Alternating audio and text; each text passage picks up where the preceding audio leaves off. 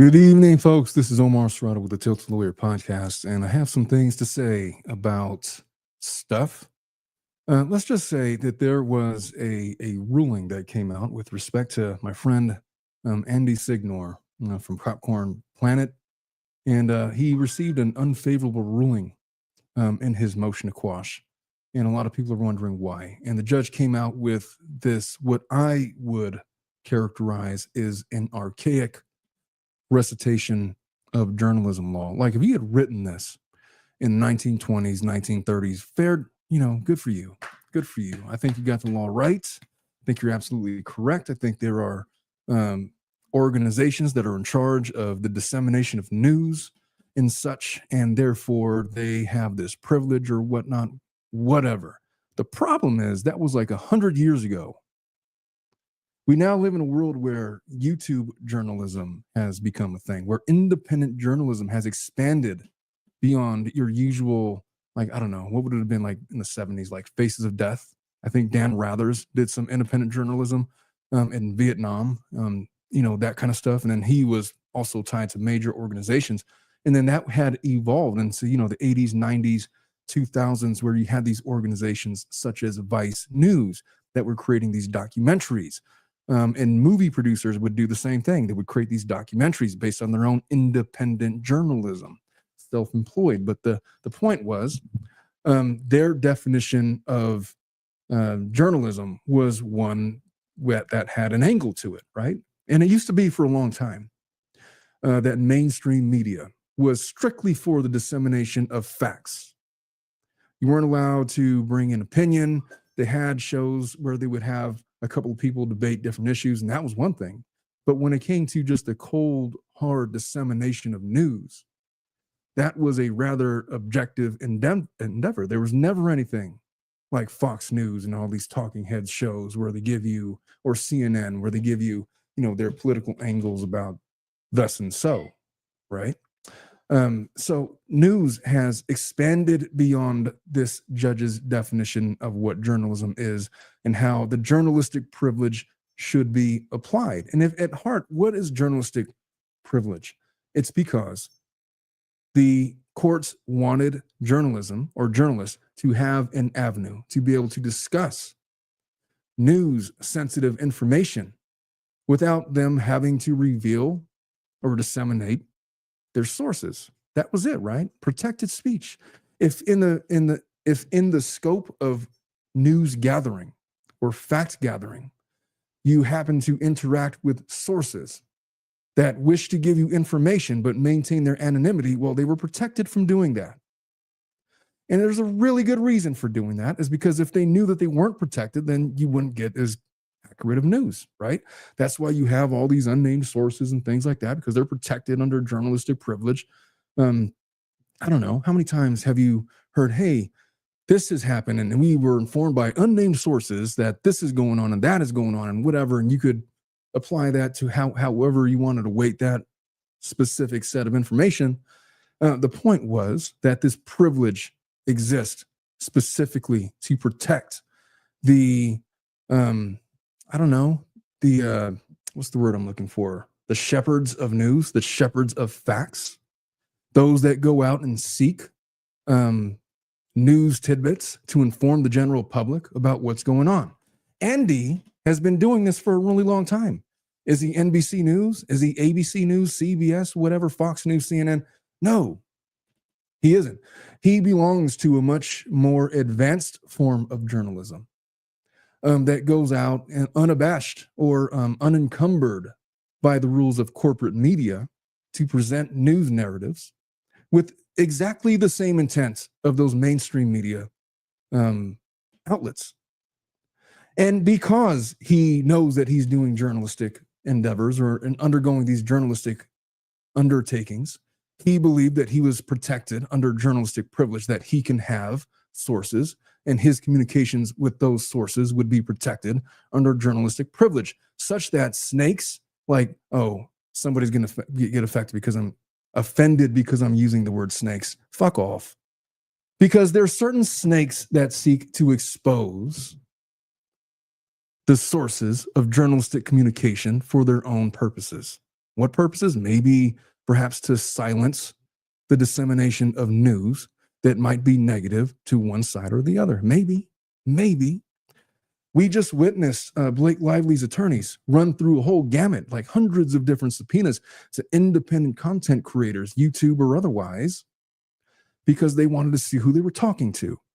And what I was talking about and what many other people were talking about way back then, I mean, it feels like way back when, but it was really like just a few months ago, was, hey, man, it really looks like they know that they don't have a good faith basis for seeking the information that they're seeking. And it really feels like the ulterior agenda here, their ultimate motive, is that they want to chill free speech, that they want to stop people from talking about this case. They want to put a stop to the negative press that Blake Lively was receiving. And Cassidy O'Connell, my good friend, who I'm about to be streaming with shortly here about the Murdaugh episode, was one of those subpoenaed. And she herself fashions herself as an independent journalist that has brought news about the Murdaugh case and various other cases, and certainly this case.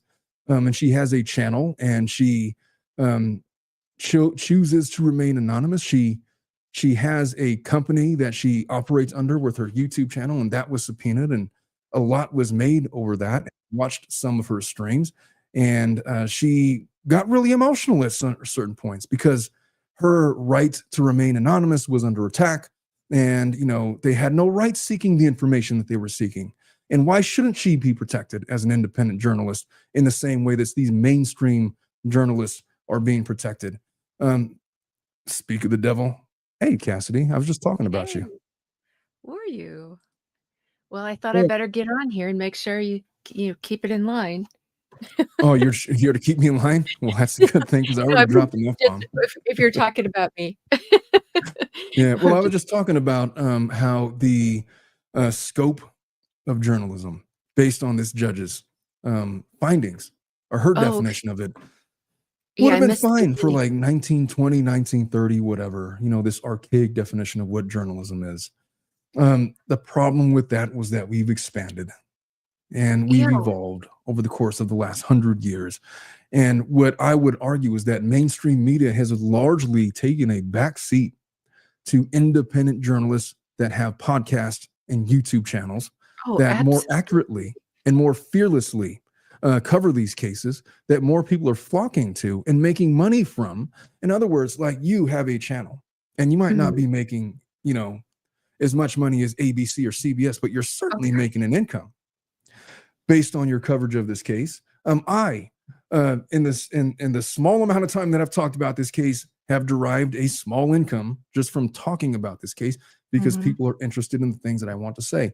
Andy made a freaking documentary about this case, which has been put on hold because of this motion to quash and all those. I guess it's going to be upheld even further. But if he's making documentaries, if he's making essentially what amounts to daily videos about what amounts to news coverage about this case and really other things. I mean, he covers entertainment news. Right. Under what world would he not be considered a legitimate journalist? What is it that he's doing different that ABC or CBS or NBC or CNN or Fox News or News Nation are doing that he's not covered by journalistic privilege, in your opinion? Well, when I saw his resume, I was shocked. I didn't know he had done so many things. Yeah, I didn't know that either. Like, I met him in Arizona. I met him in Arizona. And, I knew him from Popcorn Planet, but I didn't know how involved he was with all these other things. Like, he had contacts with E! News. He had like contacts with like Ryan Reynolds, or I don't know if Ryan Reynolds, I'm probably misspeaking, but like other celebrities. They had worked on something together. They had some kind of, I can't remember the details of it. But I'm not sharing my screen, so I'm scrolling I'm like nervously scrolling, and I'm wondering if it's on the screen. It sure is. I was looking for this definition. Okay, let's go through his resume. It's in the judge's ruling. Andy Signore is the founder and CEO of Popcorn Planet. For the longest time I was calling it Podcorned, like podcast. Well, that makes more sense than popcorned, but To me, it does, because he's a podcaster, but I guess he's not a podcaster. He's the founder and CEO of Popcorned Planet, which makes way more sense because his background is in entertainment news, I guess. Never mind. He did like movie reviews. Me and him were talking about Oh, that's why. yeah, there was like this convention for horror movies, and he was talking about like all these celebrities that were there, and we had this conversation about horror flicks. He's a movie guy. I had no idea. That was my introduction to Andy. But anyway, he's CEO and founder of Popcorned Planet, which he describes as a publicly accessible news and commentary channel, which with nearly 1 million subscribers and a large daily viewership, hosted on Popcorned Planet's designated YouTube channel. That's basically what it is. I can see no distinction between what Andy does and, say, E-News. They're basically the same thing. I mean, different flavors, I'm sure, but right. Well, they cover the same things. Here's the other thing. For one, basically, the law has not kept up with the digital age at all. Like you mentioned, the 1920s and so on. Yeah. When you look at the laws, the rules for civil procedure, things like that, they have not kept up with the digital age. They are so far behind. And I was telling my wife, I didn't mean to cut you off, but I told my wife the other day that when I was a kid, she said, "How did you know all this stuff about sports?" Because, we didn't have internet back then. We had like 3 channels. I used to steal my neighbor's newspaper. And then I would steal it, and then they got mad at me. So then my brilliant idea is like, okay, well, I'm just gonna take the sports section and leave you the rest. And so I would unravel the newspaper and take the sports section and then like bandage back up and leave it for them. And I just, and I was like 7 or 8. Did they catch on? Of course they did. And they knew what I was doing. I think they got a kick out of it. Real quick and put the whole thing back. No, I needed, because I would take the pictures and like tape them onto my wall and stuff and like make decorations of, I don't know. There was no internet back then. The newspaper was my internet. And so that's just how I absorbed information. But we don't do that anymore.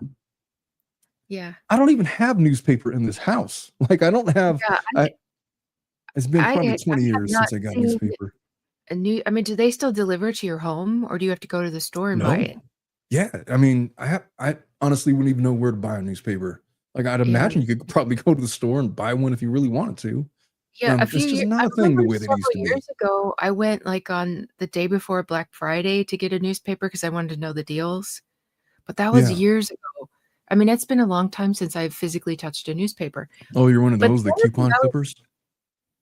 The Sunday paper? No, I wanted to know what the Black Friday sales were going to be that year. But it's been a long time. Probably more years than I care to admit.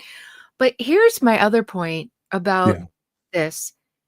The way that the New York Times was so profoundly protected, and it was all based on one thing from federal law, and that is you are protected when you are speaking about judicial proceedings.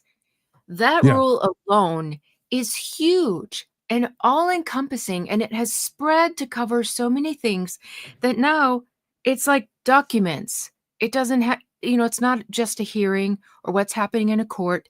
It can be just the filed documents. He stretched it. I kind of wonder, would Andy have done better in New York? But because they have such protections on First Amendment rights, and they have to put it to everyone if they're going to keep it. They can't rule against it. But if you're just talking about the pure legal strength of the judge's argument, a lot of people have made a big deal about lawyers, the lawyers that Andy had, that they did a bad job or whatever because they didn't properly write a privilege log. The judge literally said, even if they did, it wouldn't have mattered because he's not a journalist. So how about that?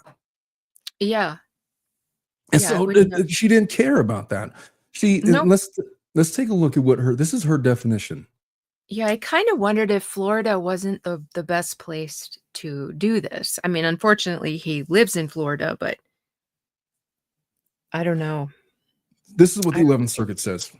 They recognize a qualified privilege for journalists, allowing them to resist compelled disclosure of their professional news gathering efforts. This privilege shields reporters in both criminal and civil proceedings. And there's case law of that. A party can overcome the privilege by demonstrating that the information is relevant and unavailable elsewhere, and that a compelling need supports disclosure and such. And then they go on to talk about this standard applies even when the source of information is not confidential. And they talk about section 90.5015 defines a professional journalist as someone who regularly engages. He does it every day. Yeah, the word regularly really matters because she talks out of both ends of her ass. She doesn't have two ends. She talks out of both ends. What I'm trying to say, she's talking out of both sides of her mouth because she says, on the one hand, like somebody who regularly engages, but then she says, okay, so he engages in that stuff, but he also does other things. So, okay, but CNN has like dancing shows, and they have shows that have nothing to do with news, and it's just pure opinion, gossip style television. But that doesn't disqualify them as being journalists, does it? ABC, NBC, CBS, they run like soap operas during the day and game shows. Exactly. And so it's never been the definition of journalism that you have to comprehensively only do journalism. You can do other things such that, according to this definition, you are regularly engaging in collecting, photographing, recording, writing, editing, reporting, or publishing news for gain or livelihood, which arguably you fall into this category. Arguably, I fall into this category. And look, I'm a lawyer like 95% of the time. 5% of what I do, and probably even less than that lately, is devoted to this YouTube channel. I still earn an income, like however small it is compared to my lawyer salary. I still earn money for doing this stuff, and I get paid by Google AdSense, and they pay me to do this based on how many views, based on how many super chats, based on how many subscribers, members, whatever. You earn an income doing this. Would you define it to gain? Well, I guess it doesn't matter. For gain is all that matters, right? We do it for gain. Right.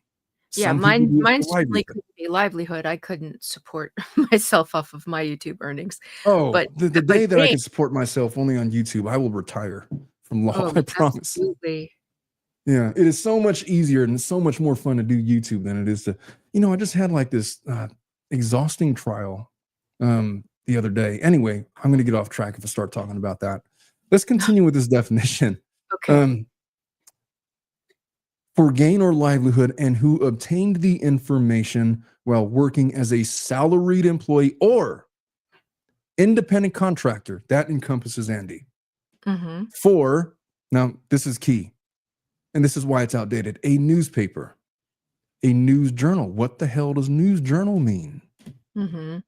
Because I would, if you were to ask me that definition, I would call it an amalgamation of news, fact, and opinion, which would basically encompass your channel, my channel, other YouTube creators, and Andy Signore.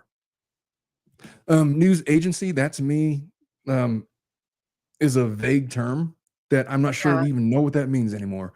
Press association, they're obviously talking about the AP, Associated Press. A wire service, when's the last time you wired anything?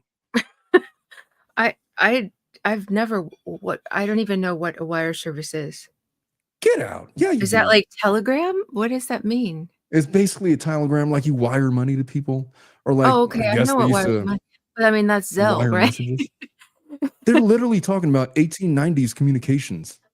Yeah, telegraph. Morse code. They were talking Morse code like that. Yeah, and that like meant words and stuff. For myself, I would not consider myself a journalist or any kind of news I would beg agency. to differ. You're more than a journalist than I've ever been. Have you watched your documentaries? No, man. I can't let you talk down about yourself. Have you watched your own documentaries? Like, this is really comprehensive. I need to like section out a part of my day, because if I don't pay attention, I'm going to miss out on things. It's like, it's dense. It's your mind might as well be like Ken Burns, like FDR documentaries, the Civil War document. Come on, man. You're more journalist than than anybody else that I know. Put it that way. Well, except maybe Andy Signore, because he does this. Well, yeah, like Andy. Has he ever had a press pass? Because he's worked for legit companies. He has. He has worked for legit companies. I can only imagine it'd be weird if he didn't have a press pass, put it that way. He has real journalistic connections from his mainstream jobs that he did prior to Popcorn Planet. Right. If Andy Signore is not a journalist, I don't know what a journalist is then. Right. He's not just a YouTuber. Like he is in a special category. He has legit been a journalist. Yeah, he's look, the fact that he is on YouTube gives credibility to YouTube as a journalistic outlet. That's what I would say. Anyway, continuing with this definition, they talk about when's the last time you listened to radio? I don't even listen to radio anymore. I listen to Spotify or like podcasts. Yeah. I haven't listened to terrestrial radio in probably over a decade. I was right out of law school the last time I did that. And then I got off of it because I got satellite radio. I don't even listen to that anymore because there's Spotify and there's Wi-Fi and internet and things. Yeah. The only time I hear radio is when my cord comes loose from my phone in the car. And it's like this annoying, like staticky, like what the hell? Turn it off. When it comes on in my car, it's like somebody starts talking in Spanish, like, okay, the internet's out or something happened. They talk about network news magazine. Okay. Section 90.5015B specifically excludes from its coverage book authors and others who are not professional journalists. That's not a definition. No, that's an exclusionary tool. Not professional journalists. Who are not professional journalists is not a definition. You have to define for me then what a professional is. My understanding of the word professional is somebody that does something for monetary gain and is held to the same standards as other professionals. Like, for example, in college sports, they're considered amateurs because they don't get paid for it, right? And they have that distinction. They're considered amateurs. They get to compete in the Olympics and things like that. But the second they hit like the MLB or NFL or NBA, they are professionals because they are now competing for monetary gain. If he was, I don't know, unmonetized and not doing this for monetary gain, I think arguably you could say, okay, so he's an amateur journalist, whatever, fine. But the fact that he has a whole company based around it, a network of channels, and he has more than one, that he has a documentary that he's worked months on, that he has coming out, that he has all these connections, these professional connections. I just don't, if he is not a professional, I don't know what a professional is. This judge would have to explain to me, what is a professional journalist then? If she means salaried employee, she can't say that without saying independent contractor, which would encompass Andy. So in what world could she make the legal argument that he's not a professional? Explain it to me. Is he appealing this? Yes. He's, matter of fact, as far as I'm aware, he started a GoFundMe to help fund his appellate, I guess, defense or endeavors, exploits. So yes, he's appealing this, and he should. He needs to slap together a whole lot more evidence. If he's ever held a press pass, if he has like multiple, he needs to submit copies of those. He's going to be bound by the appellate record. There is the unfortunate. He can't bring in additional evidence. He can't? No, the judge is limited to what the appellate review is going to be limited to what the judge was able to review. So they can't. What about if he mentioned the jobs that he'd done before? Can he bring like evidence of those jobs? So like when he can worked say, job, he can basically say that it was a mistake of law that she did not classify me as a journalist that would have given me access to journalistic privilege. The fact that I have all of these things going for me 100% encompasses the very meaning of the statute, the way that it was intended way back in 1921 or whenever it was written.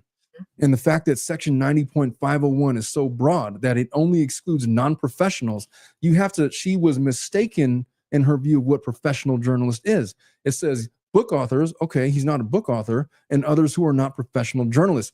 That definition, as far as I'm aware, does not include Andy Signore, who does this for a living. That would, by definition, in the plain meaning of the word professional, means that he is a professional journalist, somebody that holds himself to a standard that earns him an income.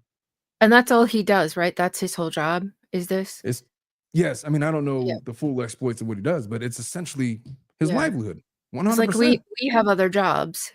So Yes. And by the but way, I got I like, feel like that's all he does, right? Is this yeah, reporting stuff. Yeah. I have like 3 minutes to get through all of the stuff that I prepared, and I've gotten through Okay. none All of right. it. I'm gonna shut up and let you do that. It's okay.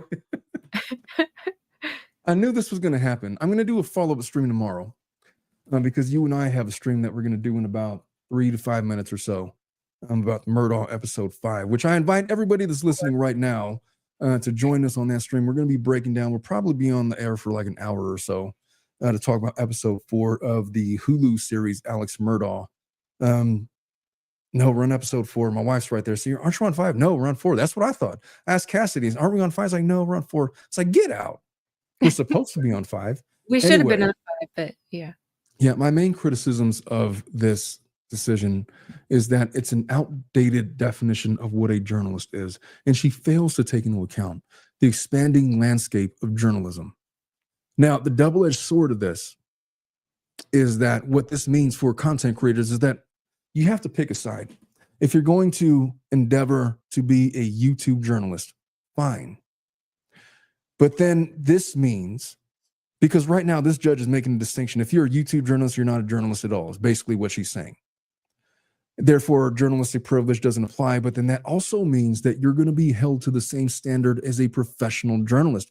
What does that mean? In plain terms, when you represent yourself in court, you have to abide by all of the same rules that a regular lawyer has to abide by. They don't make exceptions for you. You have to know the law. You have to know your case. You have to know what matters. You have to know what's going to get you in trouble. You have to know what you can and can't do. And so if you're going to endeavor to be a journalist, then you have to abide by all of the same rules that newspapers and news outlets and media outlets and cable outlets abide by. And you can see that there's a completely different way they've been developing their practices for like hundreds of years. Like they give opportunity to speak for both sides. They take great care not to say anything wrong. They take great care not to have opinions without giving a factual basis for everything that underlies. Like if they could say something negative about something, I say this about Blake Lively, but Blake Lively would disagree, and this is what she would say. They take great care to present both sides. So this is double-edged. Because 100% I believe that Andy is a journalist and should be protected by journalistic privilege. And I think that he should prevail on appeal based on the judge's mistake in law. 100%. Now, if it's a mistake in law and it really comes to pass that the death of his case is going to be, well, his attorney screwed up the privilege log, that's a different story. But that's not what this judge said. This judge said that even if they got the privilege log correct, he doesn't meet the definition of a journalist that he would be able to take advantage of journalistic privilege. So the hell with him. He's going to have to turn over his sources. That's what they told Andy.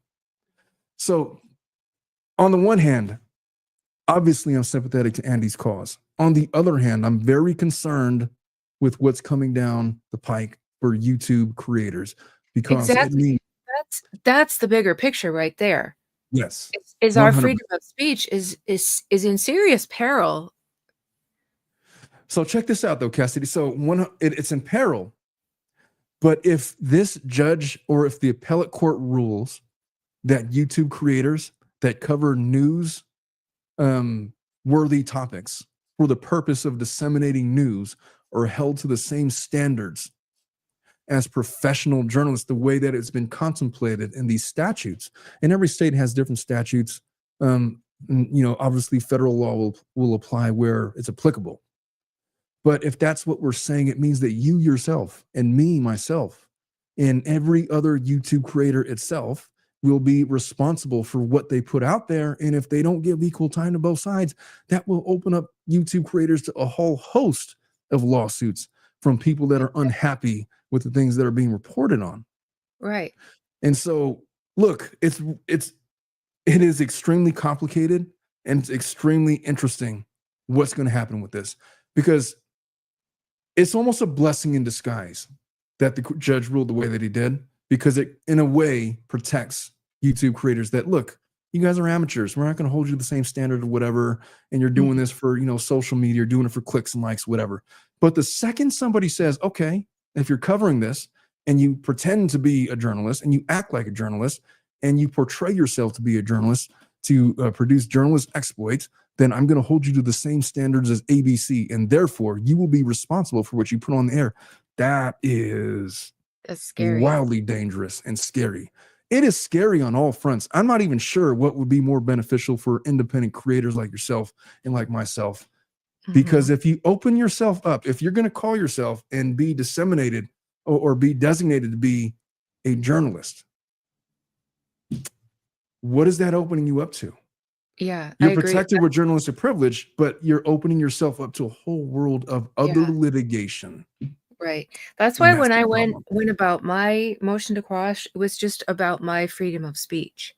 Yeah. I didn't call myself a journalist. I didn't claim any kind of privilege, anything like that. I was like, I'm just someone who has a right to speak my opinion because I didn't want. Oh, by the way,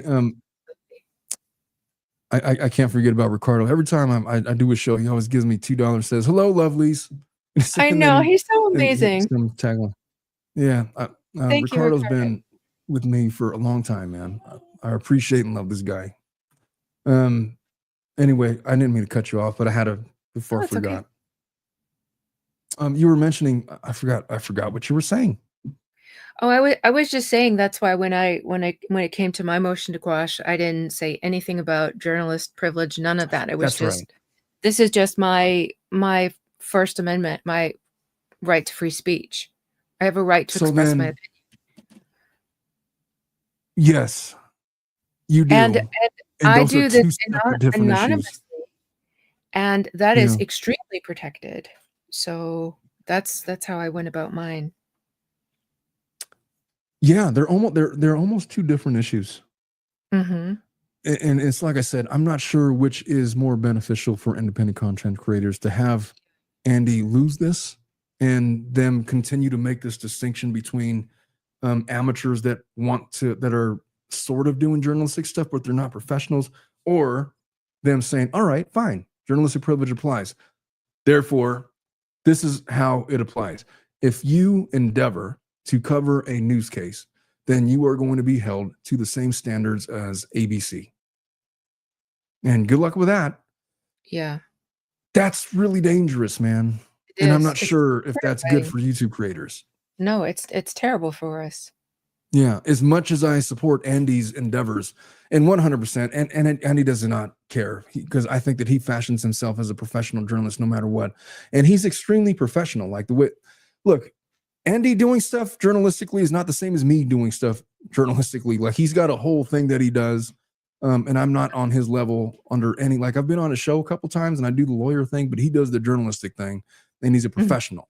Like, he did, like, if he's not professional, I don't know what that means then. And I'm just going to wrap this up with this. How this shakes out under appellate review is going to affect, potentially, for decades, the nature of amateur journalist pursuits. And it's necessarily going to have an effect, a rippling effect. And I think that what the courts are confronted with is we have to learn how to handle these YouTube, TikTokers, Instagram folks, whatever platform, There's so Rumble. Many of us. Yeah. Like, what do we do about these folks? That would open up how many people. If someone doesn't like what she said on TikTok or YouTube or Instagram, they can take you to court and you have no rights whatsoever. I mean, do you know how messy I do. Court systems would get? There are so many of us. Picture this. Imagine you had like a 15-year-old kid, and your 15-year-old kid has like a TikTok channel, and they like do a video about Blake Lively trying to cover the case. And now, because of this ruling, they are held to the standards of ABC, and now they get sued by Blake Lively. Yeah. Which would present problems in and of itself. I'm just saying that's kind of, there's a large bell curve of people that are in here. Like, there's the mainstream, and there's more professional, and there's the completely amateur, like grandpa who's 88 years old accidentally hit record or went live on YouTube when he started talking shit about Richard Nixon, and somebody in the Trump administration got offended about it. I'm throwing out extreme examples because that would be the other end of the extreme. I'm just saying, there's a lot to unpack. Potential here for a mess.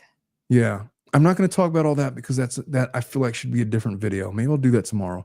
But for Andy's case, 100% the judge got this wrong, and she has an archaic view of what journalism is.